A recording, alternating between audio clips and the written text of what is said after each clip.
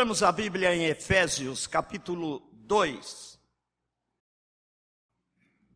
E vamos ler os 10 primeiros versículos. Ele vos deu vida,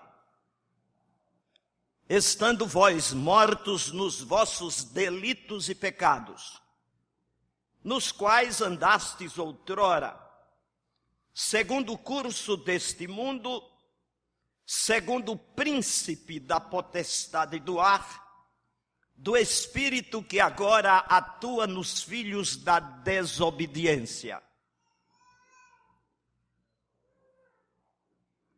Entre os quais também todos nós andamos outrora, segundo as inclinações da nossa carne, fazendo a vontade da carne e dos pensamentos, e éramos por natureza filhos da ira, como também os demais.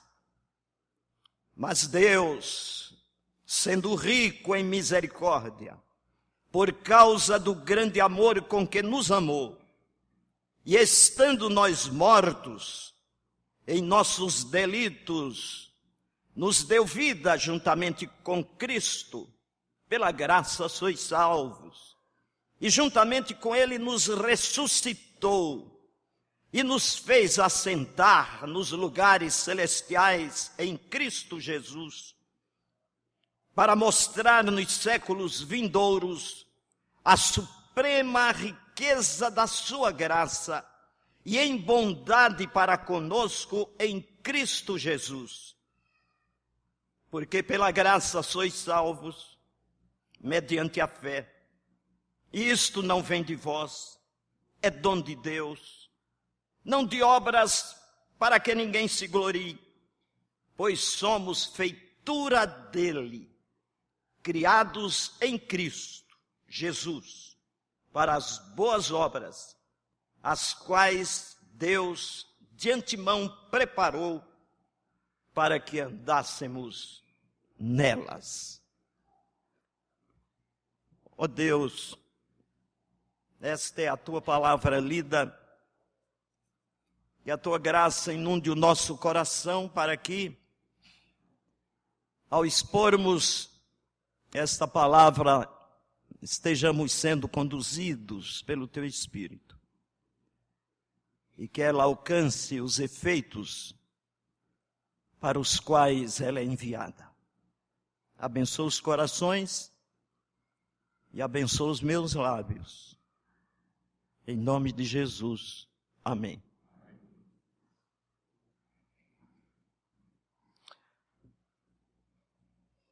Meus irmãos, no estudo do português, há uma expressão gramatical que ocupa um lugar de alta relevância. Esta expressão chama-se verbo.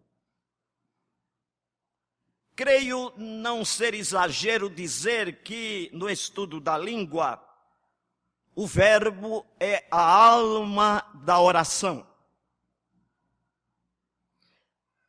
Daí, para uma boa compreensão do que se está dizendo ou do que se está escrevendo, para ter uma boa ideia, faz-se necessário a presença do verbo. Uma frase sem verbo parece palavras soltas, sem sentido. Não diz alguma coisa. Falta-lhe inteligência. Falta a compreensão. Por exemplo,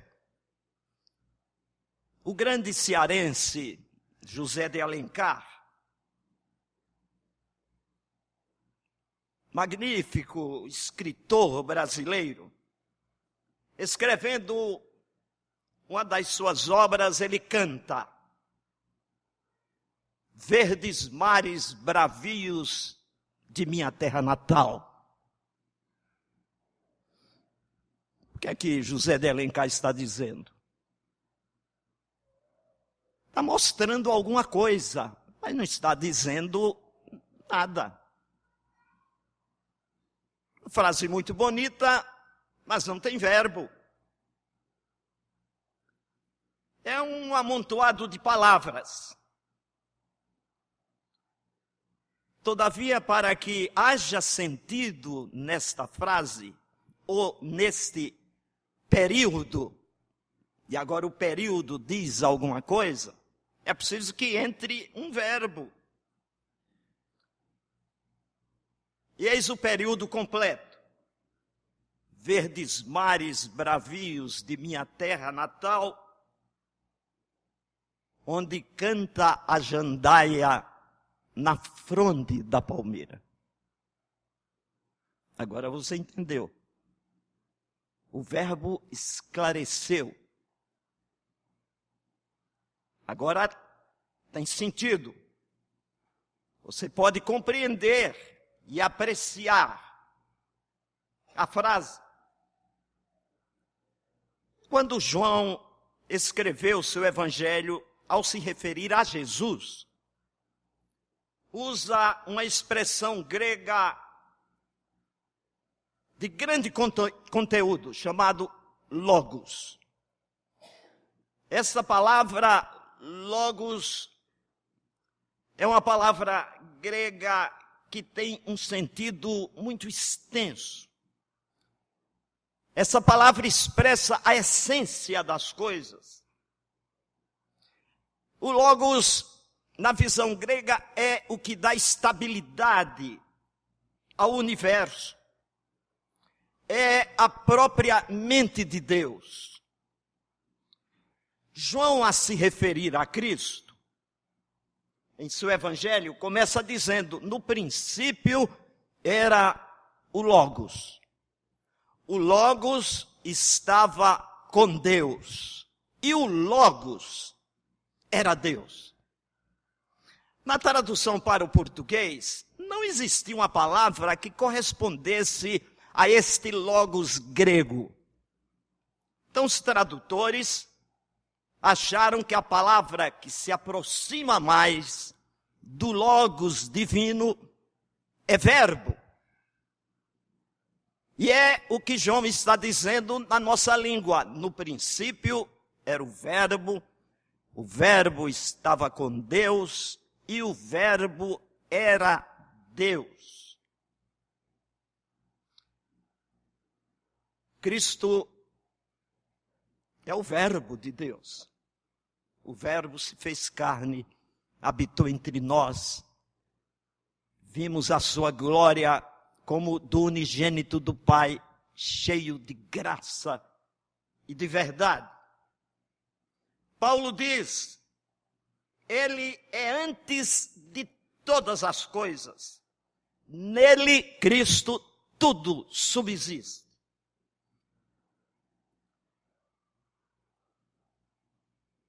Tem sentido, meus irmãos, o verbo na vida do crente.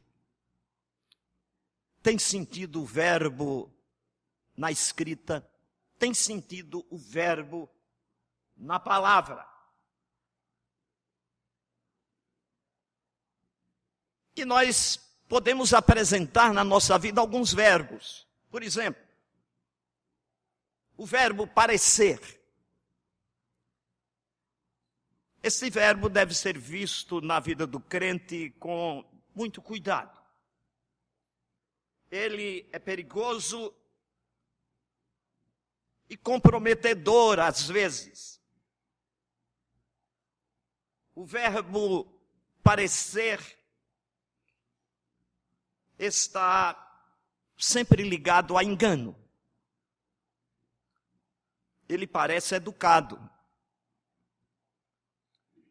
Ele parece bom. Ele parece que é meu amigo, mas me enganou. Ele parece crente. É perigoso o verbo parecer como expressão da nossa vida. O apóstolo Paulo, escrevendo aos Coríntios, ele diz, estamos orando a Deus para que não façais mal algum não para que simplesmente pareçamos aprovados. É preciso que tenhamos cuidado com o verbo parecer. Mas há um outro verbo que está ligado à nossa vida. É o verbo ter. Este verbo exerce um fascínio muito grande sobre nós. Ter. Como somos interessados em ter. Queremos ter a bênção. Queremos ter prosperidade. Queremos ter poder. Queremos ter e sempre ter. E como lutamos para termos mais? O ter certamente se mistura a egoísmo, a interesse pessoal, quando muitas vezes os nossos olhos estão abertos para nós, fechados para o nosso próximo. Mas há um outro verbo, meus irmãos, que também precisamos ter cuidado. É o verbo fazer. É um verbo precioso, porque pode expressar a nossa fé, demonstrar o nosso serviço cristão, mas que deve ser observado também com certo cuidado. Somos sempre desafiados a fazer.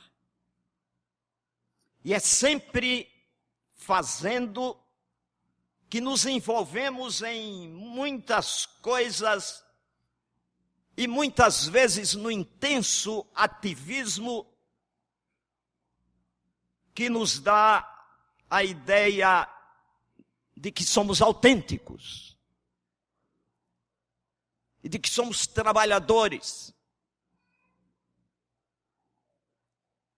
O importante não é o fazer em si mesmo. No último dia, alguns prestaram bons relatórios diante do Senhor. Senhor, nós temos profetizado em Teu nome. Em Teu nome nós expelimos demônios. Em Teu nome não fizemos muitos milagres. Então, lhes direi, não vos conheço. Então, meus irmãos, não é o simples fazer que conta.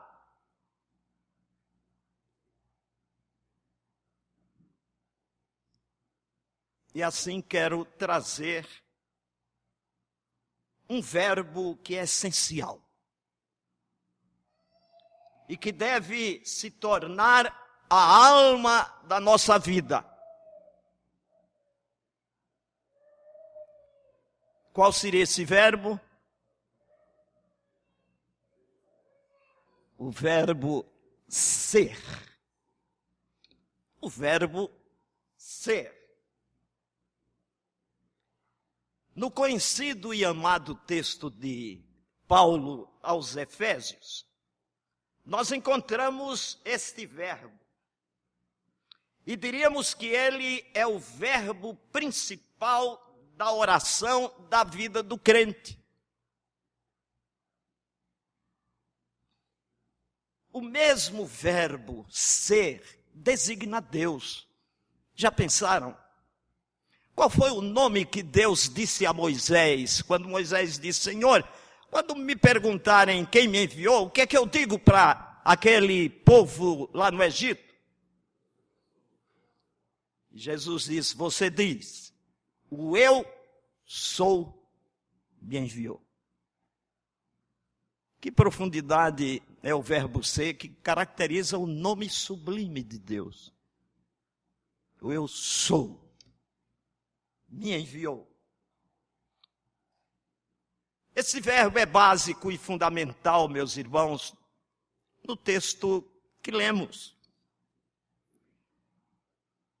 E este verbo é apresentado por Paulo no texto de Efésios 2, de 1 a 10, é apresentado em 3 tempos. Tempo passado, tempo presente e tempo futuro. Não adianta parecer sem ser. Não adianta ter sem ser. Não adianta fazer sem ser. Parecer sem ser é hipocrisia. Ter sem ser é desonesto. E fazer sem ser é enganoso. Paulo, escrevendo este luminoso texto, mostra que nós éramos no passado, mas também o que somos no presente e o que seremos no futuro. O que fui, o que sou e o que serei. Todas estas expressões, meus irmãos, que Paulo fala, se referindo ao nosso passado no texto, indicam escravidão. O curso do mundo que Paulo fala, escraviza. O diabo que Paulo fala, escraviza. A carne escraviza, o pecado escraviza. Isto é o que nós éramos. Quando Paulo fala sobre isso, diz que nós éramos escravos. E Paulo dizendo que nós éramos escravos, ele diz de 3 maneiras. A primeira delas, mortos, estando vós mortos nos vossos delitos e pecados. A segunda, escravos, andastes outrora segundo o curso deste mundo, segundo o príncipe das potestades do ar, que agora atua nos filhos da desobediência, segundo as inclinações da nossa carne, fazendo a vontade da carne e dos pensamentos. E a terceira, escravos, mortos e condenados. E éramos, por natureza, filhos da ira. E quem está na mira da ira de Deus está condenado. Era o que nós éramos. Cristo nos liberta do nosso passado. Cristo nos liberta daquilo que fomos. E esta, meus irmãos, é simplesmente a situação comum dos filhos de Adão. E também nossa, antes de sermos alcançados pela graça redentora de Jesus, nós éramos, antes da graça divina, caindo sobre nós, pela cruz de Cristo redentiva, mortos, escravos e condenados. Esse é o relato de Paulo, nos 5 primeiros versículos. Agora, meus irmãos, deste passado maldito, somos transportados para uma outra dimensão. E nos encontramos, pela misericórdia de Deus, num presente glorioso e bendito. E aquilo que eu era fica no passado. E agora em Cristo eu usufruo um novo presente. Agora, realmente eu sou vivo. Da morte para a vida. Ele vos deu vida. Ele nos deu vida juntamente com Cristo. O homem, ao pecar, morreu. E é em Cristo que ele tem vida. É em Cristo que ele torna a viver. Porque Cristo é a própria vida.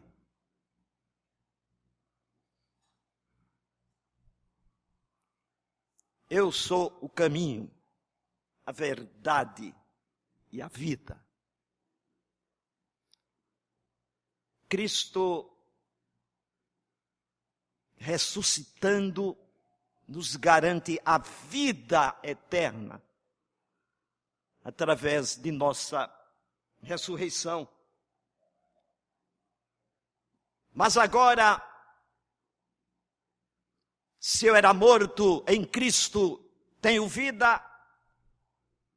Se eu era escravo em Cristo, tenho liberdade, sou livre.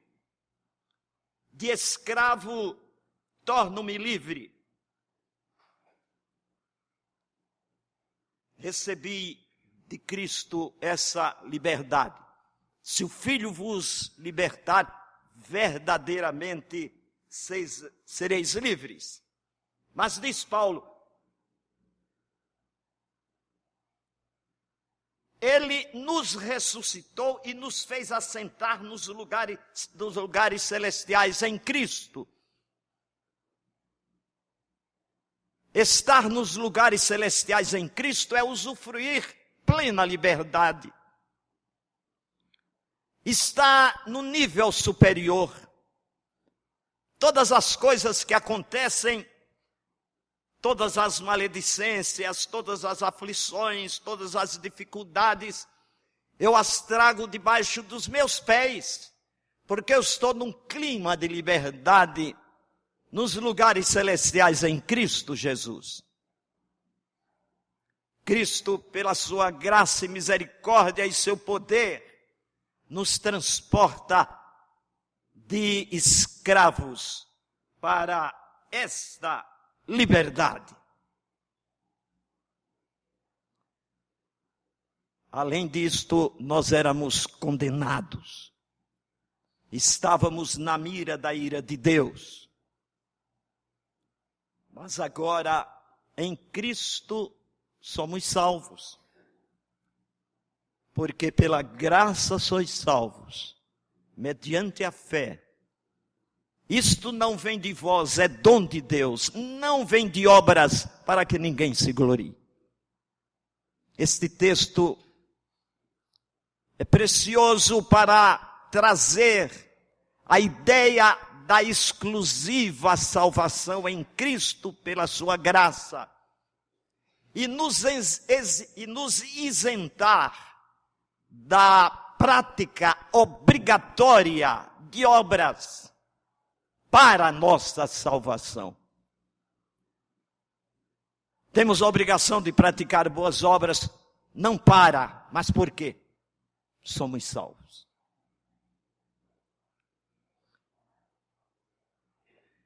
Esse é o nosso presente.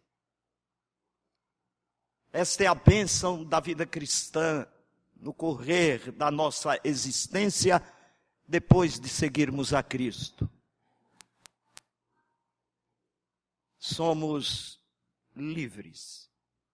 Estamos vivos em Cristo. Somos salvos. Mas Paulo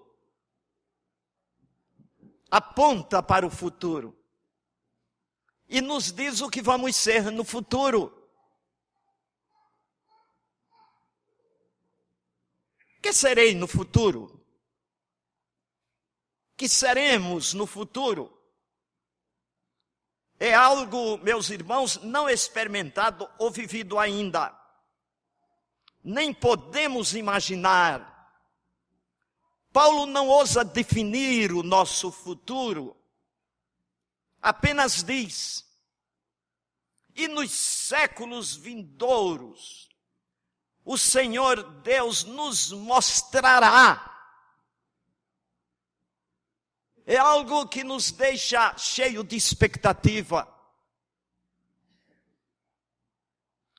A suprema riqueza, essa é a linguagem de Paulo, a suprema riqueza da sua graça em bondade para conosco em Cristo Jesus. Se pode imaginar o que Deus nos mostrará no futuro pela sua suprema riqueza da sua graça em bondade para conosco em Cristo Jesus? Podemos dizer que isto é glorificação. Seremos glorificados com Cristo. Se morrermos com Ele, viveremos com Ele. Se sofrermos com Ele, reinaremos com Ele. Se padecermos com Ele seremos glorificados. Meus irmãos, Paulo diz isso para o conforto dos nossos irmãos de Éfeso, para que a fé continue sendo a bandeira daqueles cristãos em luta, em perseguição, em problemas e em dificuldades.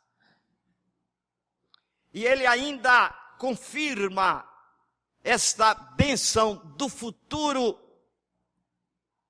quando diz: aquilo que é mortal se revestirá da imortalidade. E aquilo que é corruptível se revestirá da incorruptibilidade. Este é o estado de glorificação para onde, pela misericórdia de Deus, nos encaminhamos pela fé em Cristo. Meus irmãos, toda esta bênção por uma causa, por um motivo, não porque mereçamos, não porque fazemos ou fizemos ou faremos boas obras.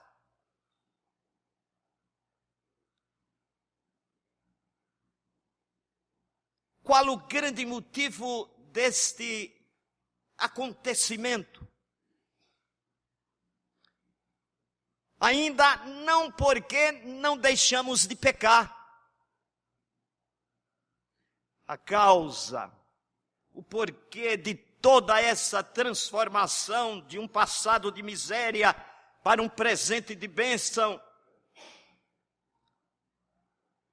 e ainda para um além de glória, de glorificação, está no verso 4. Mas Deus, sendo rico em misericórdia, e por causa do grande amor com que nos amou, eis o motivo. Deus é rico em misericórdia. Deus nos ama.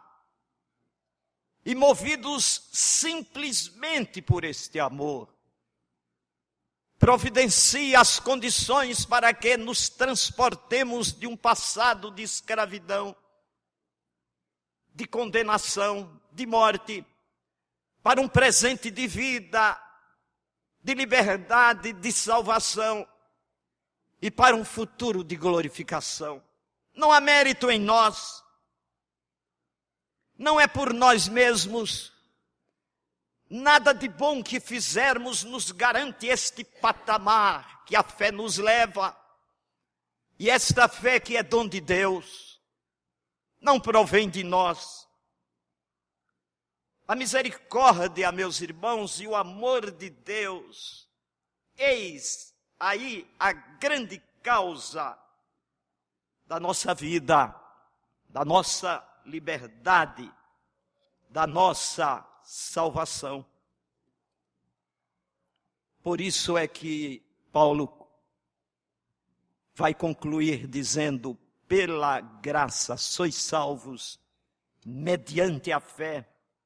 Isto não vem de vós, é dom de Deus, não de obras, para que ninguém se glorie. Meus irmãos, guardemos isto. A misericórdia e o amor de Deus são a grande causa da nossa salvação. E o que é que provoca isto em nós, se não a gratidão? O que é que provoca em nós isto em nós, se não a dedicação, se não a consagração,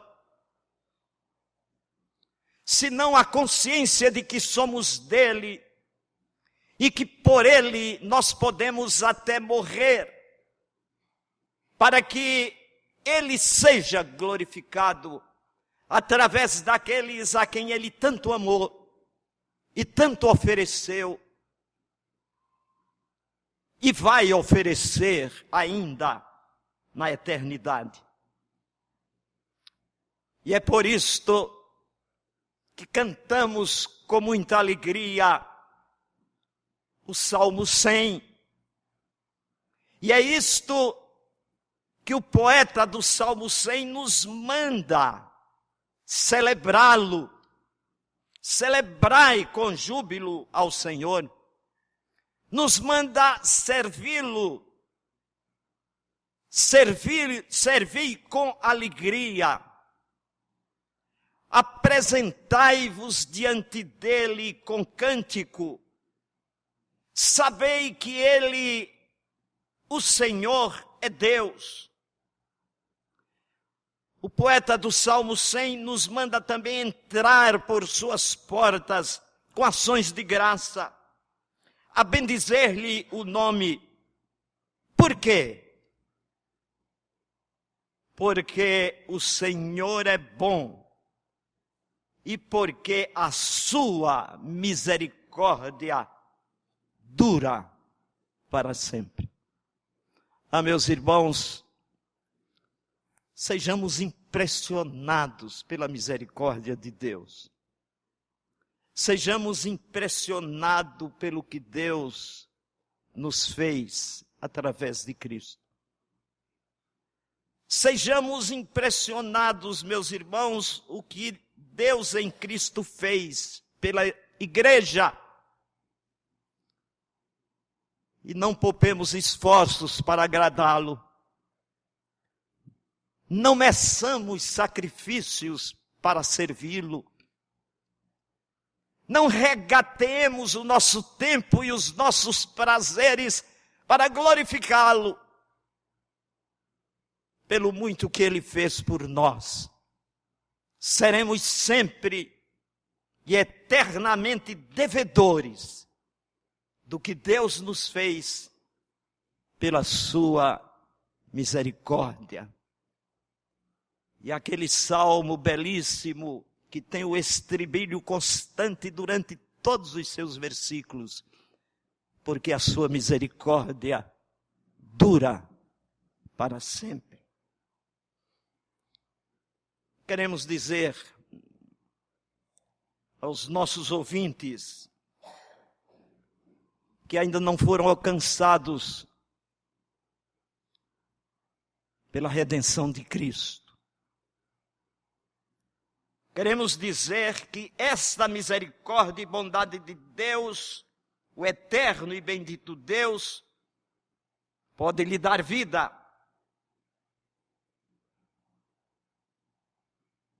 pode lhe dar liberdade, pode lhe dar salvação pela graça em Cristo.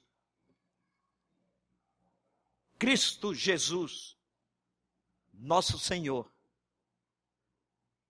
e lhe dará um futuro de glória quando você fechar os olhos aqui e abri-los na eternidade. Amém.